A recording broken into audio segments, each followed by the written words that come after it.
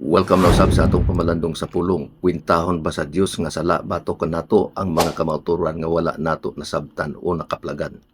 Juan 9:41 mao kini ang gisulti og si Jesus mingon kanila, kun buta pa kamo wala unta kamoy sala apan nagaingon man kamo nga makakita kami.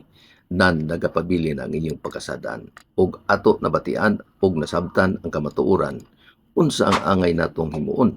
Sa buhat 17:30-31 mao ni ang ato mabasa.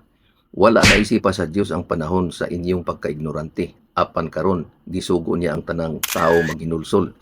Kay nagtagal siya og adlaw nga hukman niya ang tibok kalibutan pinasubay sa hustisya sa tao nga iyang pili.